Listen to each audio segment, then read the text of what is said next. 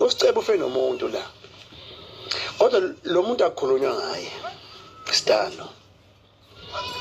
Lonto isenda muphi umlayezo emneneni owamcuno. Mfowagutha. May his soul rest in peace. Ey bafowethu umgibelo lenkulumo bafowethu ithinta abantu abaningi enhlizweni. Asazi emndenini wakwamculo kuba kaGupta ke lapha ke ukuthi khona ke bazizwa kanjani ngalenkulumo ngoba siyakholwa ukuthi social media nabo bayawubuka. Kodwa abantu abaningi baphawulile ngalenkulumo kaMgibe ayithumele ebantwini ukuthi lento eyenzakalayo isenda muphi umlayezo kulowa mndeni njengoba kuthulekile ke ngokuthinta iqhawe noma igidangoma likaSicebi. Akusho mina kusho umgibe nanto udaba liyaqhubeka khona la kusiqiniseko SA Media. Bafowethu ngicela ungakhohlwa ke ukusubscribe niphinde nilike lama video. Bafowethu lenkulumo ibhlungu kodwa ngicela sicommente ngendlela efanele, singakhomenti ngenhliziyo, sisebenzise ukwakha. Bafowethu nanto udaba. Bathi njani? Basho ngihlangana nenye ipost la. Ipost ithi namhlanje kunenkonzo kaSicebi eThekwini. Sasa izobe iseGoli inkonzo yesikhumbuzo sakho eMfokadlamini. Bafowethu into umoya wami ewuthinta kakhulu bafowethu ukuthi uSicebi ufene nomuntu la. Kodwa lo muntu akukhulunywa ngaye. Sidalo. Lonto isenda muphi umlayezo emneneni owamcuno. Mfowagutha. May his soul rest in peace.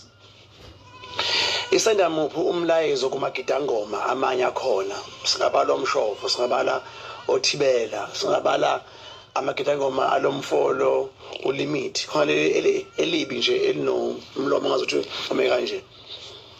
Elika limit. Maningi bafowethu amagidangoma. Uma wona ehlelwa umshophi onjengalona ehamba namaciko okusho ukuthi nawo awezokunakwa. Kuthiwa kushone uSibeko, God forbid. Kuthiwa kushone uSibeko kuphela ngeke abalo umshophi. Kuthiwa kushone uKhuzane, God forbid. Ngeke abalo uThibela. Yabona?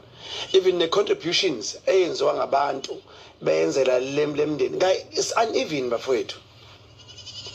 Lo muntu besebenzela uSicebi, that means ukuphila kwakhe ukubhosha kwakhe bekudependele kuSicebi. Pho why mase contributor ngokweminikelo mhlawumbe inkomo nani kube uneven? Why kungalingani lo bafowethu phela uSicebi yena bafowethu unemshwalense yakhe right. Lo mfo akanalutho yena. Why ningamenzeli khona bafowethu nenzeni iqiniso ingane zakwethu yonke into ibalance. Kusasa uyafihlwa umfana kaMchunu. Kuza kuthi kusasa nenkonzo futhi eyani inkonzo eseGoli engabe babuya bo supporta umfana kaMchunu. Bomfihla.